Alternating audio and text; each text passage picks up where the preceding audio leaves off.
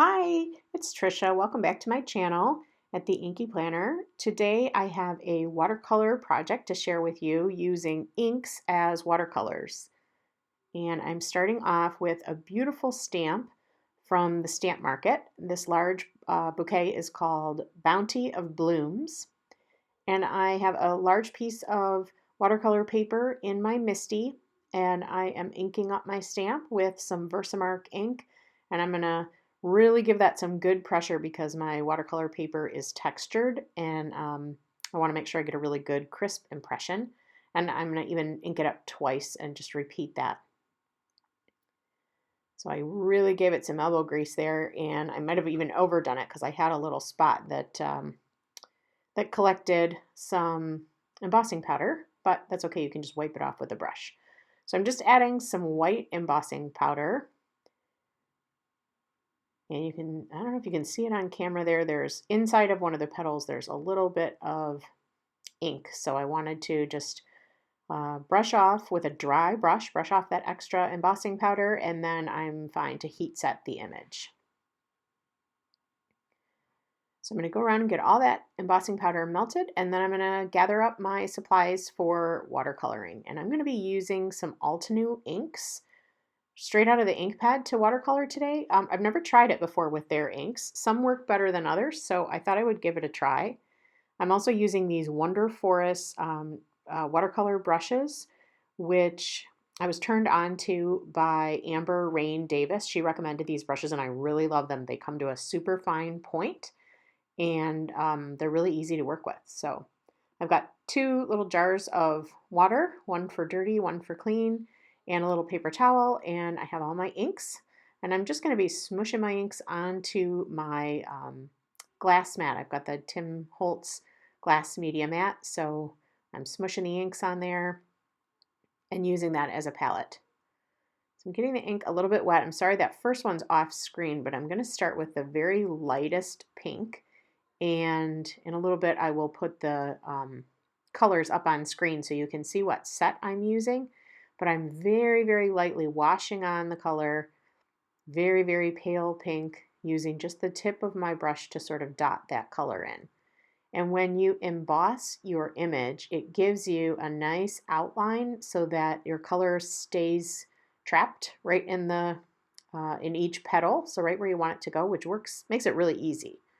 So now I'm tapping in the next color in that pink set, just giving a little bit more, I don't know, variation. I kind of want the tips of the petals to be very light, working my way down to the base of the petals, getting darker and darker.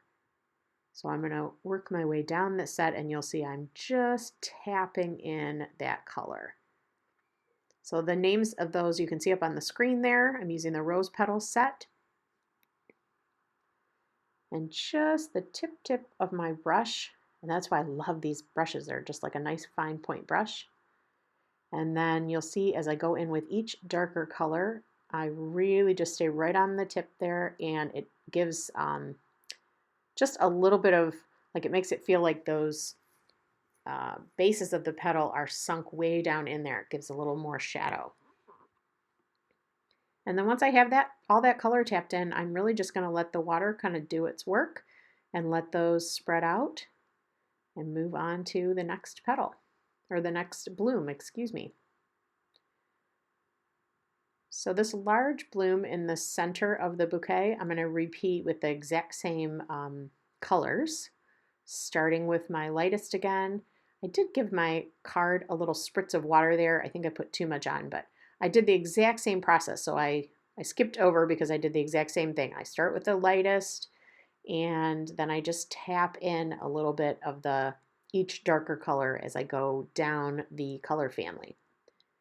So for the yellow flower, I'm using the Summer Afternoon set, and this I'm only using 3 of the colors.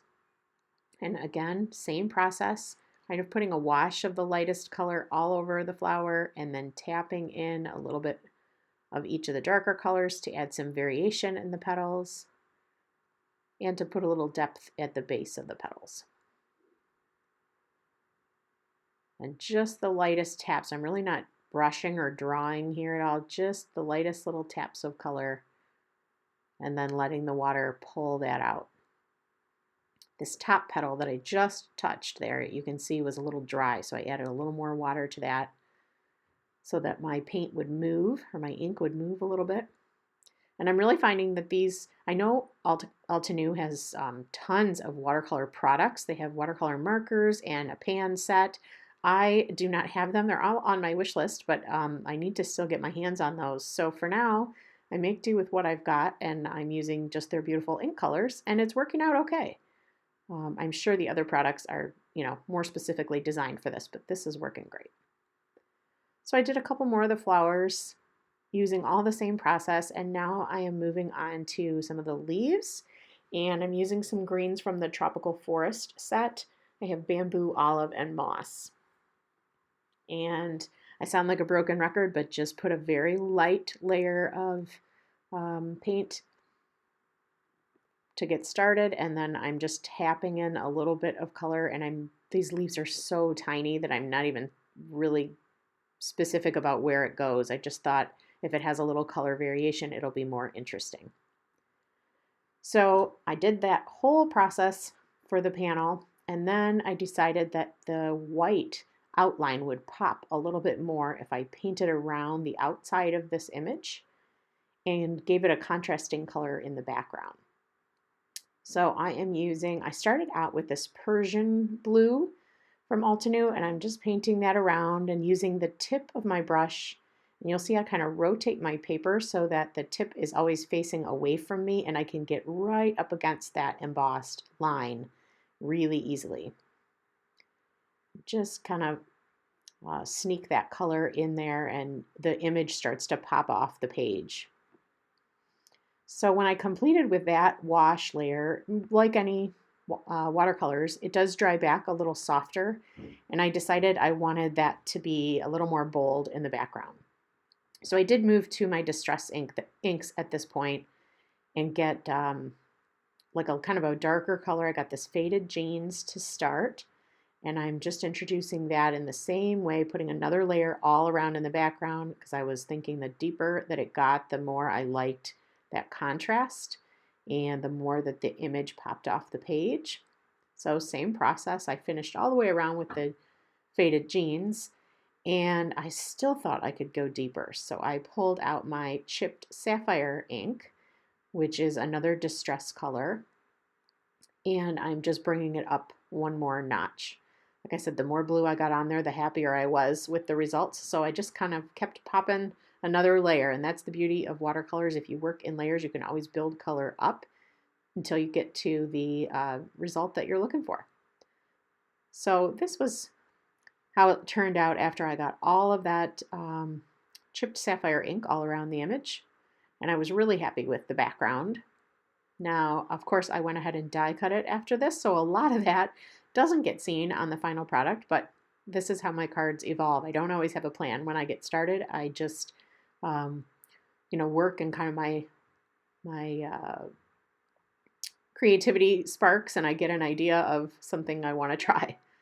So I was looking at these flowers, and as beautiful as they are, I thought maybe I could add a little bit more detail to them, especially those two that are right in front that are just wide blooms. I didn't feel like I loved how I colored those. So I'm taking my finest paintbrush, and I am just flicking in a little bit of color to add some veining and a little detail to each of those flowers. And I think I start out doing that with just the darkest color in each of these sets. So the Summer Afternoon set, I use that caramel toffee, and then I use the darkest pink from that Rose Petals set. But then I wanted to get a little more intense, so I did dig through and get some other colors. I think I end up with some Seedless Preserves, which is a distress color, and I add that right here. You can see I'm putting that into these pinkish purple flowers, and just flicking a little bit of color from the base of the petal up towards the top.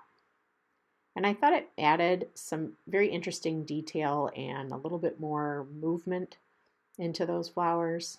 But totally optional. You don't have to do this step, but it's super easy. I'm not any sort of trained watercolorist or artist by any means. This was just a simple test to see if I liked how it looked, and it turned out. So I wanted a little more contrast on the yellow flowers, and I'm just bringing in a little walnut stain ink to just give me a little more depth right in the middle. So once everything's done, I'm just wiping down my work surface here, and I'm bringing out the, I don't even know what this is called, but the little white mat that clings. It comes with the Tim Holtz Media Mat, and it clings to the mat, but it has a surface that these inks will bead up on. So I'm using those same two colors of distress ink, the chipped sapphire and the faded jeans, and I am smooshing them onto my mat, spritzing them with some water, and then dipping a panel of cardstock into the ink. So I've cut the panel out with a die, a stitched rectangle die, to create a panel, and now I'm just doing some layers. I'm drying in between the layers and then re-dipping into the ink, and that gives me some interesting texture in the background. And I had decided that I'm going to use my die to cut out my focal point image, but I loved that blue in the background, which is why I created the panel in the background. I just wanted that focal point to pop up. So some of that background watercoloring was a little bit wasted, but I didn't mind that. I ended up using it for my sentiment. So like I said, my card process evolves as I go, and I liked the idea of having that blue in the background, but popping up my focal point with some foam tape. So I ran that through my die cutting machine, and you can see that stitched rectangle is just a little smaller than my card front, so it's going to leave a nice border all around. And it still puts that contrast behind my die cut image. And the nice thing is with the die cut image is I don't have the little white border all around because I painted around it in blue. So it looks like I've cut right up against the edge of the image when in fact I used the die. So that was great. So I'm adding just a little more paint to that negative space, that leftover piece on my die cut, because I'm going to use that as my background for my sentiment, and I wanted it to be nice and bold. I intentionally made that very watercolor looking, like very splotchy, and then I'm using a nice long sentiment, and I'm lining it up with my creative corners in my MISTI so that I know that it's straight, and then I'm going to treat this with my magic powder bag and use Versamark ink to stamp onto my blue painted background, and then I will heat emboss that to create a sentiment strip. I did make sure, of course, that this was completely dry with my heat tool before I added the stamping so that no stray powder would stick. And then I'm also using a super fine detail white powder, which I love for sentiments because it really makes the letters very legible and crisp. So my sentiment reads, "I've been thinking of you," and that is from the Altenew set that's called Sentiment Strips. And it's just a nice, simple font. So to assemble my card, I am putting some ATG tape runner on the back of my watercolored panel, and I'm adhering that straight to the card front. I was pretty liberal with my tape there so that thick watercolor paper would stick on nicely. And then I'm trimming off my sentiment strip. You can see I've used my trimmer to make it a thin strip, and then I just use my scissors to cut off the length that I wanted. And then I'm popping my entire focal point up here with some foam tape and little foam dots. And I'm sort of angling this off to one side so that I've got room for my sentiment along the lower right. And I'm going to cut a little strip of foam tape over on the right there since it won't be up on the flowers, and then the left side I can just use some liquid glue and adhere that right to the top of my flower die cut.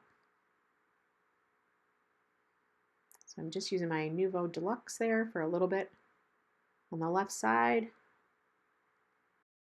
And I wanted to make sure I got my sentiment straight, so I'm getting rid of that smooshing mat, and I'm using the grid lines on my media mat to eyeball the sentiment and make sure that I've got it nice and straight across my card. So I'm finishing off the card with a couple of clear droplets that I have from the stamp market, and just using my Nouveau glue and my jewel picker to scatter those around the card. and they almost look like little dewdrops on the flower. They kind of bounce the light around, really, really pretty. And it's a perfect finishing touch. So I had so much fun watercoloring this card, and I highly recommend trying to use your dye inks as watercolors and see how it works. I found that some colors reacted differently than others, and some of them granulated a little differently than others, but I liked playing around with it, and I sure like the end result. I feel like this is a beautiful card to send to someone who's been on my mind. So thank you so much for joining me today. If you like what you see, please subscribe or give me a thumbs up, and I hope to see you back real soon. Have a great day.